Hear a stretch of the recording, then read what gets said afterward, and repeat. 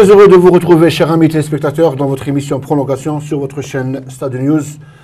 Aujourd'hui, à quelques heures de la grande finale Allemagne-Argentine qui aura lieu au Maracana, Stade News est là pour vous faire revivre quelque peu les à côté de cette finale, un classico si l'on veut dire, entre un football latino et un football anglo-saxon. Les Allemands qui ne lâchent rien et des Argentins qui vont aller tout doucement, mais sûrement pour le sacre final.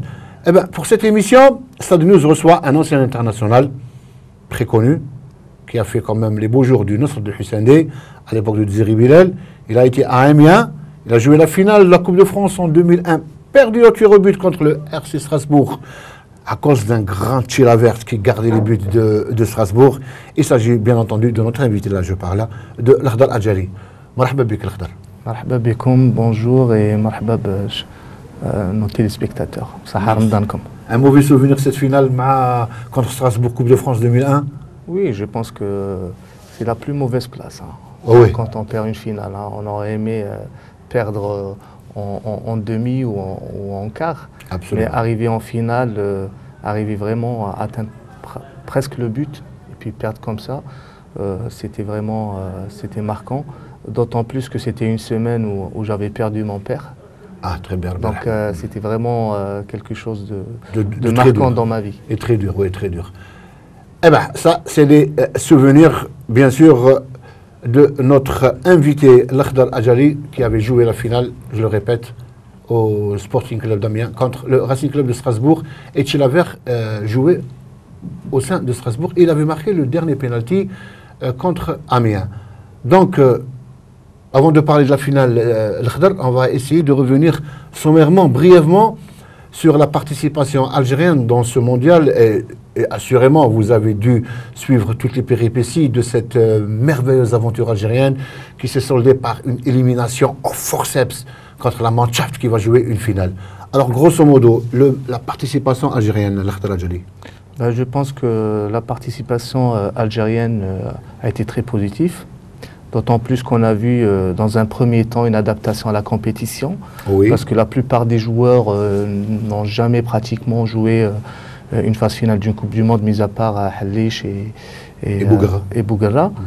Donc après, on va dire que par la suite, l'entraîneur algérien s'est adapté par rapport à la compétition, donc il a mis un nouveau système au niveau du deuxième match contre la Corée. Donc c'était beaucoup mieux. Oui. Le troisième, c'était pratiquement un match capital, hein, parce qu'il fallait absolument ne pas perdre pour se qualifier. Oui. C'est ce qui s'est passé. Et contre l'Allemagne, je dirais que c'est un des meilleurs matchs contre les Allemands. D'ailleurs, même eux, ils l'ont avoué. Hein. Ils l'ont avoué, oui. Ouais, donc tactiquement, c'était vraiment très très intéressant. Et si vous étiez entraîneur national, vous aurez pris le même effectif des 23. Est-ce qu'on avait les 23 meilleurs au mondial? Aujourd'hui, c'est très facile. Hein. La meilleure place, c'est la nôtre, hein, parce qu'on a beaucoup de liberté par rapport à un coach qui est déjà dans le feu de l'action. Oui. Mais je dirais que, grosso modo, oui, c'est à peu près le meilleur groupe algérien. Hein. Et c'est quelque chose qui me chagrine un petit peu, parce que je pense qu'aujourd'hui, cette équipe présente ou représente le football, l'Algérie, mais pas le football algérien. J'aurais aimé voir des joueurs locaux dans cette équipe nationale. Mais malheureusement, il faut dire les choses telles qu'elles sont, il faut dire des vérités. On n'a pas de joueurs qui sont capables d'apporter quelque chose au niveau mondial aujourd'hui. Ça fait 1 mois et demi que je suis en Algérie. J'ai eu l'occasion de voir quelques matchs au championnat algérien. Je suis très très très déçu par le niveau de jeu. Notre championnat est très très faible. Et Ali disait ça absolument, que le niveau ne reflète nullement le niveau de l'équipe nationale qui était au Brésil pour cette Coupe du Monde. Tiens, Vaïd s'en va. Et c'est une perte. Est-ce que c'est une perte? Point d'interrogation. Parce qu'aujourd'hui, il ne faut pas oublier que c'est un entraîneur qui a eu sa chance après la CAN, qui est passé à côté. Absolument. Donc je pense que lui, il a de la chance, parce que dans un autre État ou dans un autre pays, il aurait été remercié déjà. Donc l'Algérie lui a quand même donné, lui a fait confiance. Donc il a eu le temps et les moyens de travailler. Il a travaillé avec des joueurs, entre guillemets, formation française. Très bien. Donc ils sont déjà en avance. Absolument. Par rapport aux joueurs locaux. Il a réussi à faire quelque chose d'énorme, hein, parce que c'est la première fois qu'on se qualifie en demi-finale. Mais ce qui m'attriste un petit peu, c'est qu'il n'a pas fait honneur à la demande du président de la République. Oui, voilà, mis à part ça, je trouve que c'est quand même... L'Algérie est un État, un grand État. L'équipe nationale et l'équipe nationale d'Algérie, pas n'importe quelle équipe. Donc je pense que notre équipe et notre pays et notre président auraient mérité un meilleur, plus de respect que ça. Absolument. Et sur ce, on ferme le petit volet Algérie au mondial. Allez, les heures sont proches pour Maracana et la finale Allemagne-Argentine. Les deux équipes se sont rencontrées 2 fois en finale. En 1986, victoire par des buts prolifiques, un match prolifique, 5 buts. Victoire argentine devant l'Allemagne 3-2. Et puis 4 années plus tard, la revanche des Allemands au stade du Olympico de Rome 1-0.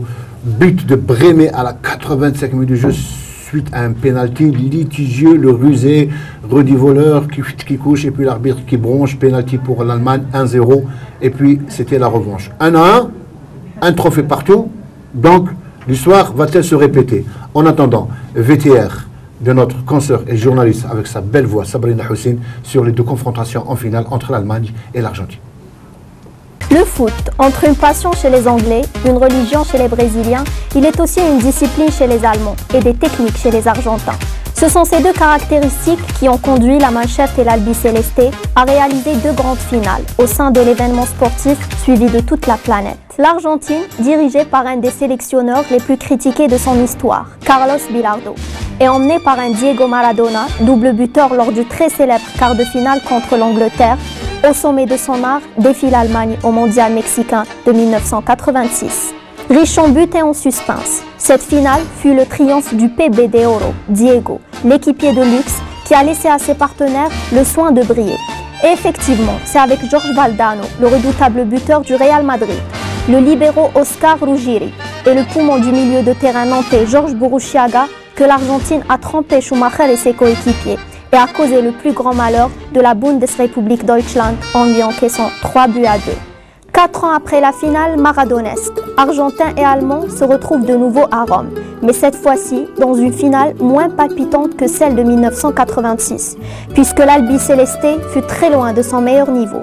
Et avec des Allemands revanchards, l'incroyable Mannschaft s'est montrée bien plus entreprenante que son adversaire. Et sur un pénalty très contesté d'Andreas Brehme à la 85e minute, les Allemands prennent leur revanche et décrochent une 3e étoile à l'issue d'une finale qui ne restera pas dans les annales. Et avec une Argentine de Maradona au sommet en 1986 et une Allemagne au bout de l'ennui en 1990, les 2 équipes se sont confrontées.